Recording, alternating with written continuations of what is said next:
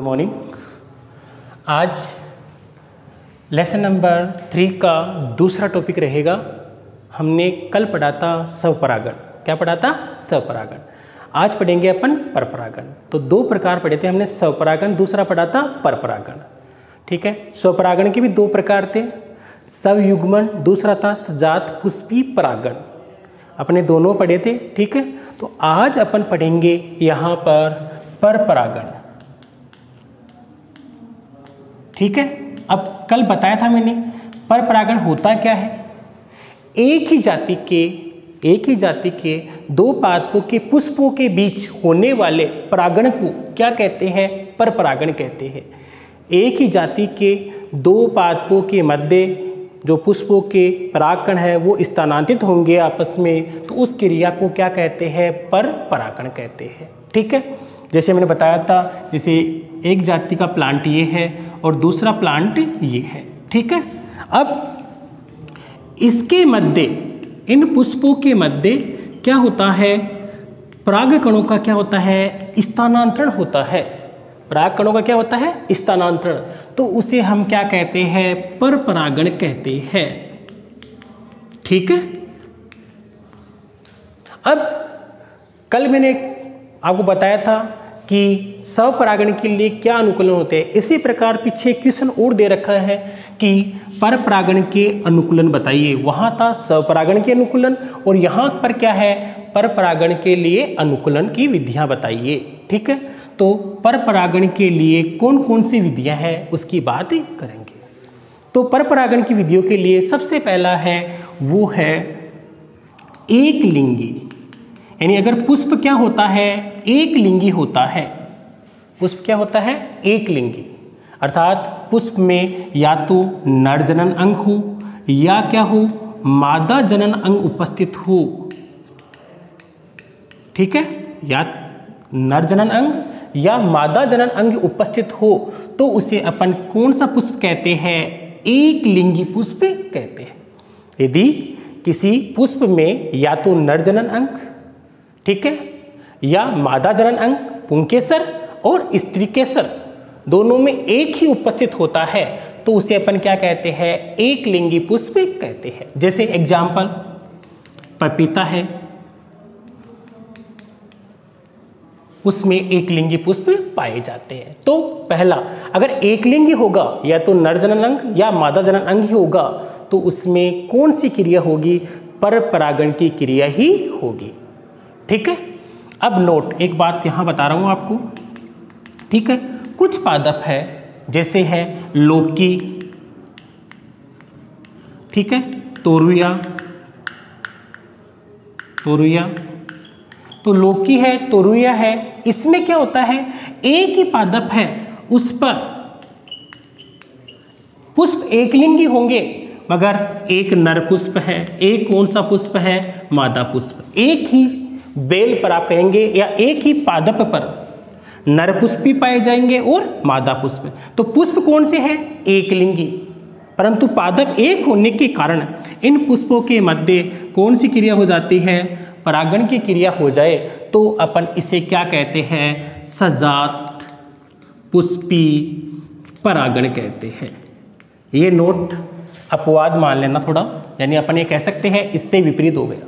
तो एक लिंगी पुष्प जिसमें स्त्री केसर या पुंकेसर ही उपस्थित हो उस पुष्प को क्या कहेंगे? एक लिंगी। जैसे पपीता है, इनमें सामान्यतः कौन सी क्रिया होती है? परपरागण की। अब दूसरा कौन सा है? लौकी है, तोरुइया है। इसके जो प्लांट है उस पर नर और मादा पुष्प दोनों पाए जाएंगे। है तो एक लिंगी मगर दोनों अलग अलग पाए जाएंगे, परंतु उनमें होती है परागण की क्रिया तो उसे अपन क्या कहते हैं? सजात पुष्पी परागण कहते हैं। तो इनमें कौन सी क्रिया होती है? जो सब परपरागण की क्रिया होती है और यहाँ पर सजात पुष्पी परागण। नंबर 2, दूसरा अनुकूलन कौन सा है? वहाँ पढ़ा था हमने समकाल पक्वता। तो यहाँ क्या पढ़ेंगे? उसका विपरीत है विषम काल पक्वता। अर्थात नर जनन अंग और मादा जनन अंग, नर जनन अंग और मादा जनन अंग अलग अलग समय में परिपक्व होते हैं तो उन पादपों में कौन सी क्रिया होती है? स्वपरागण की क्रिया ही पर परागण की क्रिया ही पाई जाती है। ठीक है, यहाँ पर क्या होगा कि जिन पादपों के अंदर कौन से नर जनन अंग और मादा जनन अंग दोनों क्या हो, अलग अलग समय परिपक्व हो, तो उसमें हमेशा कौन सी क्रिया पाई जाएगी, पर परागण की क्रिया ही पाई जाती है। ठीक है, तो यहाँ पर परागण के लिए अब दो भाग पढ़ेंगे यहाँ पर, एक तो है पुपूर्वता और दूसरी पढ़ेंगे स्त्री पूर्वता।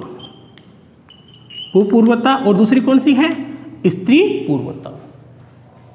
तो पुपूर्वता और स्त्री पूर्वता की बात करते हैं। तो पुपूर्वता क्या होती है, देखिए पुपूर्वता में क्या होगा, यहाँ पु यानी अगर नर भाग यानी पुंकेसर पहले परिपक्व हो जाता है, यदि किसी पुष्प में पुंकेसर पहले परिपक्व हो जाए और मादा भाग बाद में परिपक्व हो, तो उसे अपन क्या कहते हैं, पुपूर्वता कहते हैं।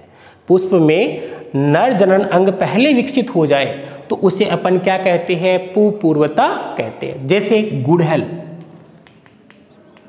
गुड़हल के अंदर कौन सी क्रिया पाई जाती है, पुपूर्वता की क्रिया पाई जाती है। ठीक है, तो ये क्या हो गया, विषम काल पक्वता, यानी यहाँ पुंकेसर तो पहले परिपक्व हो रहे हैं, जबकि वर्तिकाग्र या अपन कहेंगे जायांग है वो बाद में परिपक्व होता है। अब यहाँ क्या है, स्त्री पूर्वता। तो इस नाम से ध्यान रखना, यहाँ पर मादा जनन अंग पहले परिपक्व होता है।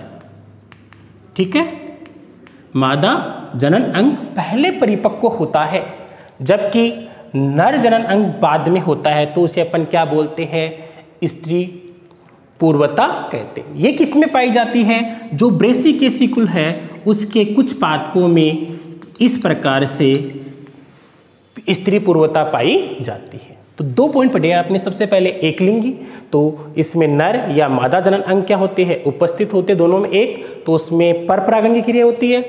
अब ये आपको बताया इसमें सजात पुष्पी होती है। दूसरा विषम काल पक्वता, अर्थात नर व मादा जनन अंग अलग अलग समय में क्या होते हैं, परिपक्व होते हैं। ठीक है, पुपूर्वता में पुंकेसर पहले परिपक्व होता है जैसे गुड़हल में, और स्त्री पूर्वता में मादा जनन अंग पहले परिपक्व होता है जैसे ब्रेसिकेसी के कुल के अंदर। ठीक है, अब दो हो गए, वहाँ पढ़ा था हमने द्विलिंगी, उसके बाद में पढ़ा था समकाल पक्वता, यहाँ पर एक लिंगी, दूसरा कौन सा हो गया, विषम काल पक्वता। ठीक है, अब इसके बाद तीसरा लेते हैं अपन सवंध्यता व अयोग्यता।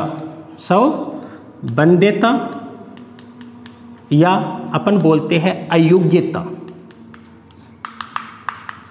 ठीक है, सवंध्यता या अयोग्यता। तो इसमें क्या होगा कि कुछ पादपों के पुष्पों में स्वयं के परागकण स्वयं के वर्तिकाग्र पर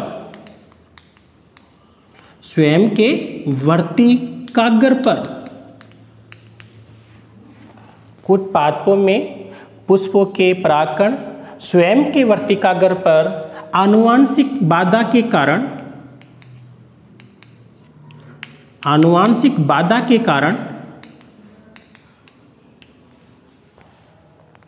उनमें अंकुरण नहीं हो पाता है या निषेचन नहीं हो पाता है। ठीक है, निषेचन या अंकुरण नहीं हो पाता है, तो इस प्रकार को अपन क्या बोलते हैं, सवंध्यता या सव अयोग्यता कहते हैं। ठीक है, पादपों के पुष्पों में स्वयं के परागकण स्वयं के वर्तिकाग्र पर आनुवांशिक बाधा के कारण अंकुरित नहीं हो पाते हैं, तो उसको अपन क्या कहते हैं, सवंध्यता या अपन क्या कहते हैं, सव अयोग्यता कहते हैं। ठीक है, जिसमें राखी बेल,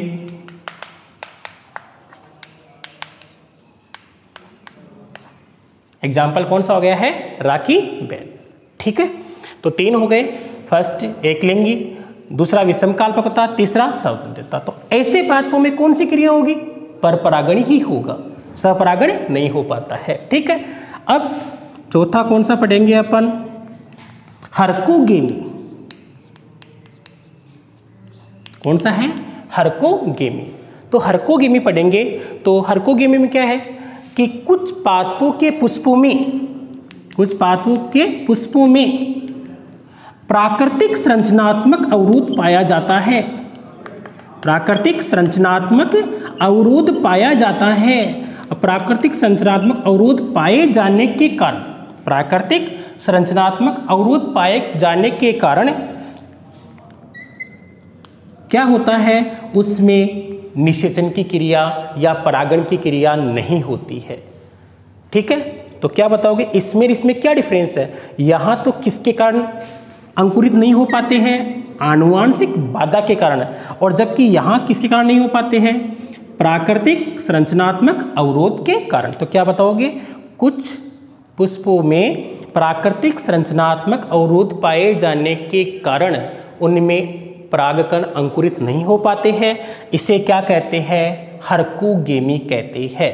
क्या कहते हैं? हरकोगेमी। जैसे अपन बात करेंगे हरकोगेमी की, तो हरकोगेमी में क्या होता है, जो परागकण है उसमें विशेष संरचना, मैंने आपको बताया भी था, एक पोलिनियम की संरचना बन जाती है। ठीक है, ये क्या कहलाता है? पोलिनियम। आँख में पराग पिंडों का पाया जाना, तो आँख में, ये आँख है, उसमें पराग पिंडों के पाए जाने के कारण, या इसको अपन क्या बोलते हैं? पोलिनियम।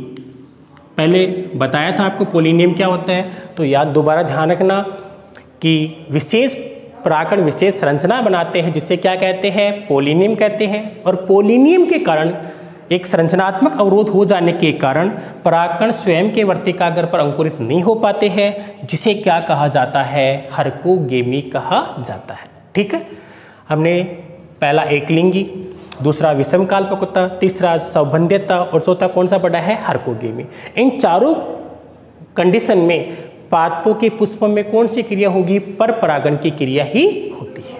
अब इसके बाद बात करेंगे नेक्स्ट, जो पांचवा है, जिसको अपन बोलेंगे विषमवर्तिकात्व। पांचवा कौन सा है? विषमवर्तिकात्व।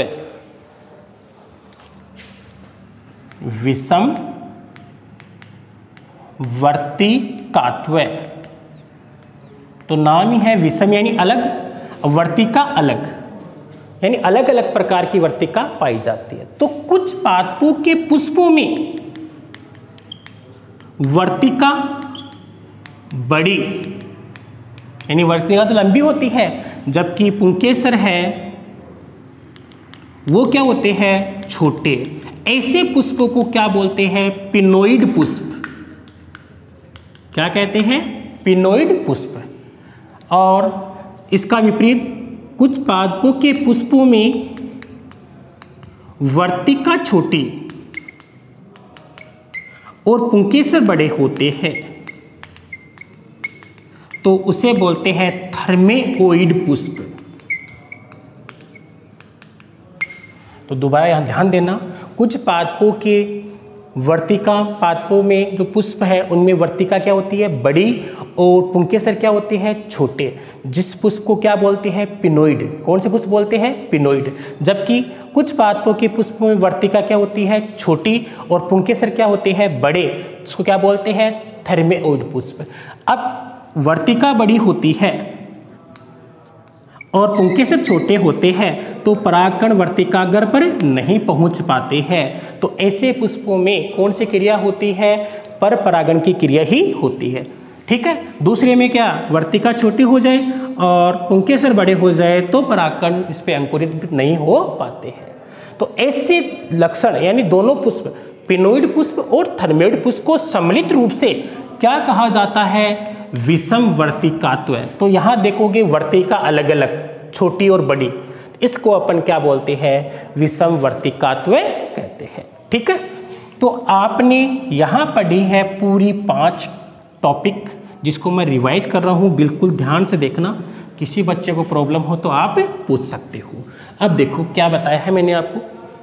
प्रारंभ की बात करेंगे तो सबसे पहले हमने पढ़ा एकलिंगी। तो पुष्प हमेशा एकलिंगी होगा तो उसमें हमेशा कौन सी क्रिया पाई जाएगी? उसमें परपरागण की क्रिया ही पाई जाएगी। ठीक है। नंबर 2, विषम कालपक्वता। तो यदि नर जननांग और मादा जननांग अलग अलग समय परिपक्व होते हैं तो उसे अपन क्या बोलते हैं, विषम कालपक्वता। जैसे पुपूर्वता और स्त्री पूर्वता। ठीक है, दोनों पढ़ी है हमने। उसके बाद में नंबर 3 है आपने स्व अयोग्यता या स्व बंध्यता। तो इसमें क्या पढ़ा आपने कि आनुवांशिक बाधा के कारण स्वयं के परागकण स्वयं के वर्तिकाग्र पर विकसित नहीं हो पाते हैं। इस गुण को क्या कहते हैं, स्व अयोग्यता कहते हैं। चौथा आपने पढ़ा है हरकोगेमी। तो यहाँ क्या होगा, प्राकृतिक संरचनात्मक अवरोध के कारण, प्राकृतिक संरचनात्मक अवरोध के कारण उनमें क्या नहीं होता है, अंकुरण नहीं हो पाता है या परागकण अंकुरित नहीं होते हैं, तो उस क्रिया को क्या बोलते हैं, हरकोगेमी कहते हैं। जैसे आँख में पराग पिंडों का पाया जाना। ठीक है, अब पांचवा पढ़ा हमने विषम वर्तिकात्व। ठीक है, इसमें क्या होता है, वर्तिका छोटी या क्या होती है, बड़ी होती है। वर्तिका छोटी या क्या होती है, बड़ी, जिसके कारण हमेशा कौन सी क्रिया या हमेशा कौन सी क्रिया होती है, पर परागण की क्रिया ही होती है। तो कभी क्वेश्चन आए कि पर परागण के लिए अनुकूलन या विधियां लिखिए तो आपको पांचों बतानी होगी। इसके लिए एग्जाम्पल है प्रिमरोज। प्रिमरोज। अब आज के टॉपिक से मैं क्वेश्चन करता हूं आपसे। सबसे पहले हरकोगेमी क्या है, हरकोगेमी क्या है, और दूसरा छोटा सा क्वेश्चन है आपके लिए,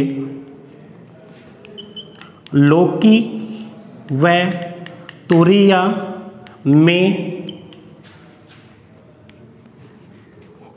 पुष्प एक लिंगी होने के बाद भी